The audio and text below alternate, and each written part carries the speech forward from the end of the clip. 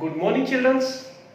आज की इस क्लास में हम एक नया चैप्टर शुरू करने जा रहे हैं जिसका नाम है अर्थमेटिक प्रोग्रेशन। ये आपका 5वां चैप्टर है आपके एनसीईआरटी की बुक्स में। इससे पहले हमने एक नया चैप्टर किया था इंट्रोडक्शन टू ट्रिग्नोमेट्री। मुझे उम्मीद है आप लोगों ने सारी वीडियो देखकर अपना चैप्टर कंप्लीट कर लिया होगा। तो आज से एक नया चैप्टर शुरू होता है अर्थमेटिक प्रोग्रेशन। आखिर अर्थमेटिक प्रोग्रेशन यानी कि एपी है क्या? सबसे पहली बात ये आती है कि एपी क्या है, क्योंकि ये नया चैप्टर है, इससे पहले हमने कभी नहीं पढ़ा। एपी का मतलब है एक सीरीज। इस तरह से मान लीजिए आपको कोई सीरीज दी हुई है,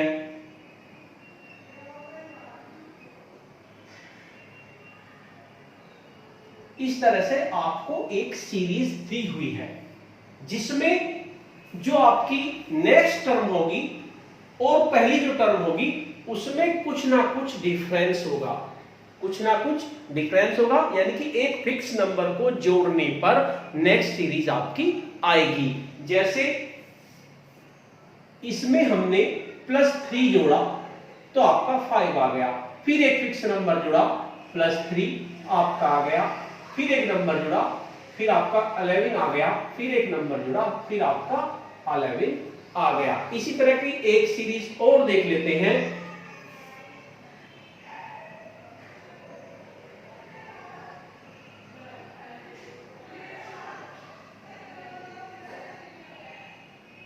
ये भी एक सीरीज है, इसमें भी हमने नेक्स्ट जो टर्म आएगी, ये आपकी फर्स्ट टर्म हो गई, जो नेक्स्ट टर्म आएगी उसमें एक फिक्स नंबर जुड़ता है और एक सीरीज बन जाती है। जैसे इसमें भी एक फिक्स नंबर जुड़ा, क्या जुड़ा?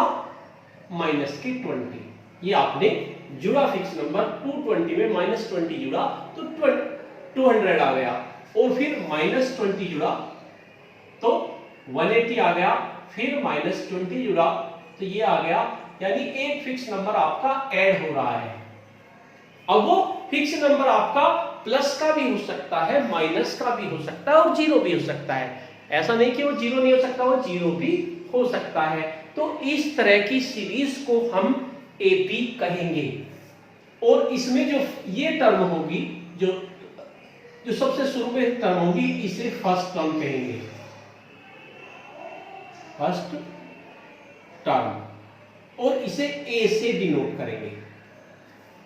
जो इनके बीच में डिफरेंस है, जो कॉमन नंबर है, जो आपका ऐड हो रहा है, वो सभी टर्म्स के बीच में बराबर होगा कॉमन नंबर, उसे हम, जैसे इसमें 20 है उसमें +3 है, तो इसे हम कहेंगे कॉमन डिफरेंस, कॉमन डिफरेंस।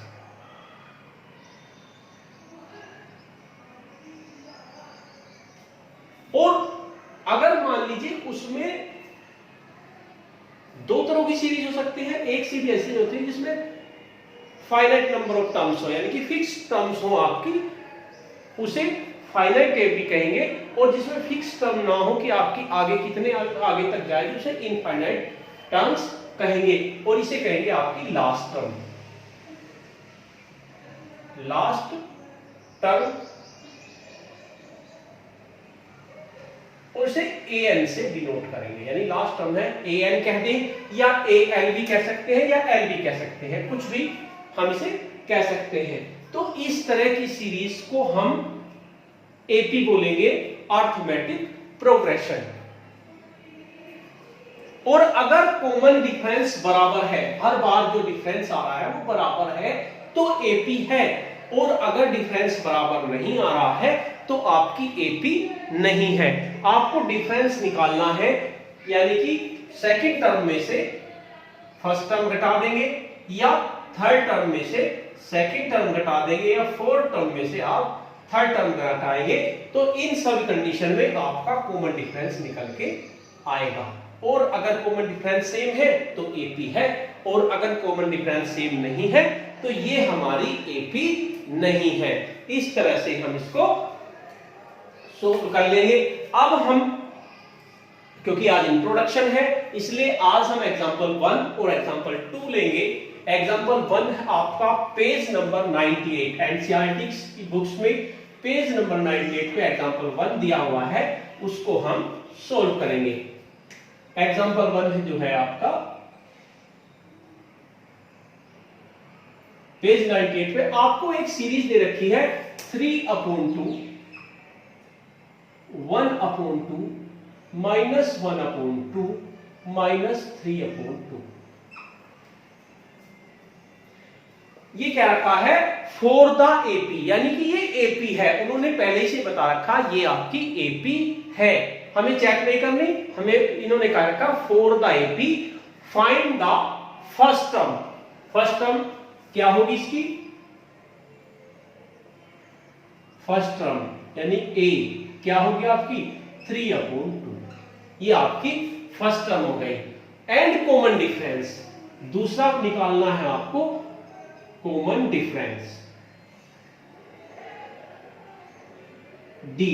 आप कॉमन डिफरेंस कैसे भी निकाल सकते हैं, A2 में से A1 घटा सकते हैं या A3 में से A2 घटा सकते हैं, कुछ भी घटा सकते हैं, आपका कॉमन डिफरेंस निकल के आ जाएगा। क्योंकि एपी दी हुई है इसलिए आप किसी एक को निकाल लेंगे। A2 में से A1 घटा देंगे। A2 आपका है 1/2 और A1 है आपका 3/2। इसे सोल्व कर लेंगे, 2 एलसीएम ले लेंगे, 1 - 3 equal to -2/2 equal to -1। D आपका आ गया -1। ये आपका कॉमन डिफरेंस आ गया। इस तरह से आप कॉमन डिफरेंस निकाल सकते हैं। फर्स्ट टर्म आपकी ये हो गई। ये आपका फर्स्ट एग्जांपल हुआ। अब एग्जांपल नंबर 2 लेंगे हम।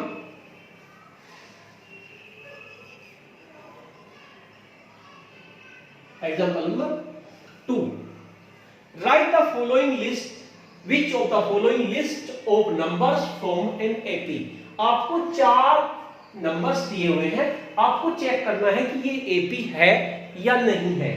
और if they form an AP right the next 2 terms, यानी अगर वे एपी बना रहे हैं तो आगे की 2 टर्म को लिखे। पहला है आपका फर्स्ट वन है 4, 10, 16, 22 डैश डैश डैश। आप इनमें सबसे पहले डी निकालेंगे। सबसे पहले आप A2 - A1 निकालेंगे। A2 - A1 कितना होगा? 10 - 4, यानी कि ये आ गया आपका 6। इसी तरह से आप A3 - A2, A3 - A2 ये हो जाएगा आपका 16 - 10, ये आपका 6 हो गया। और A4 - A3 आपका आ गया 22 - 16, यानी कि ये भी आपका 16 आ गया। Since difference between 2 terms is same, दोनों टर्म के बीच में कंसेक्यूटिव दो आपस की टर्म है, कंसेक्यूटिव टर्म्स के बीच में डिफरेंस बिटवीन 2 कंसेक्यूटिव टर्म्स, इसमें कंसेक्यूटिव लगा दीजिए।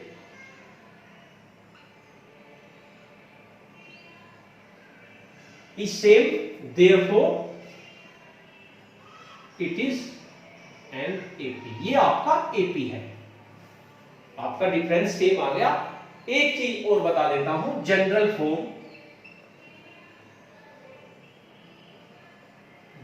Form of an AP.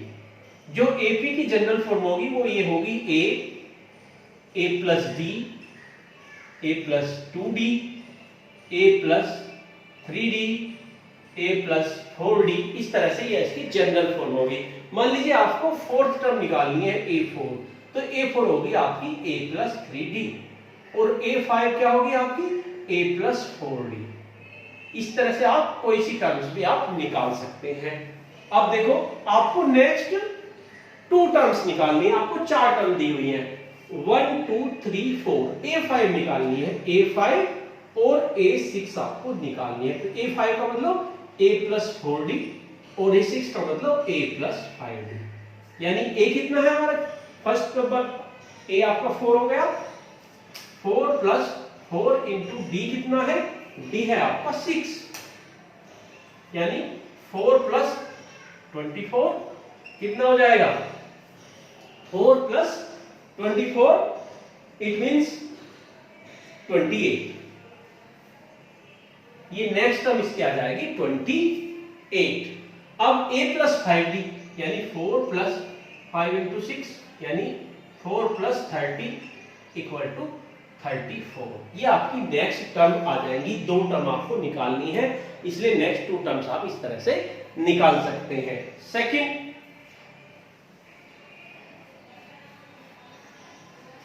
इसी में सेकंड है आपका 1 minus 1 minus 3 minus 5 dash dash dash. आपको चेक करना है कि डिफरेंस सेम आ रहा है या नहीं आ रहा। सबसे पहले क्या करेंगे, a2 माइनस a1, a2 है आपकी -1 माइनस 1 कितना आ गया -2, a3 माइनस a2, a3 आपका है -3 माइनस a2 कितना है -1, तो ये प्लस का 1 हो जाएगा -2, a4 माइनस a3, a4 है -5 माइनस माइनस प्लस का हो जाएगा 3 इक्वल टू -2। कॉमन डिफरेंस जो है सेम है, since difference between two consecutive term is same, difference same है, therefore it is an AP, इसलिए ये हमारी एक AP है। अब आपको A5 निकालनी है और A6 निकालनी है। A5 क्या होगी, A प्लस 4D और A6 होगी A प्लस 5D, यानी A आपकी कितनी है, A है आपकी 1 प्लस 4 और D आपका -2, यानी कि 1 माइनस 8, ये आ गई आपकी -7, और ये हो जाएगी A प्लस 5 -2, D आपका -2 है, यानी A -10 यानी कि -9। इस तरह से आपकी नेक्स्ट टू टर्म्स आप निकाल सकते हैं। ये आपका सेकंड पार्ट हुआ। अब हम थर्ड पार्ट लेंगे। थर्ड पार्ट है आपका इसी का -2 2 -2 फिर 2 -2 डैश डैश। अब फिर चेक करेंगे कि ये AP है या नहीं है।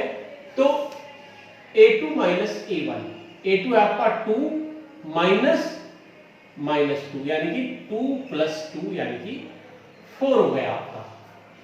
भाई A1 आपका -2 था तो ये प्लस का हो गया।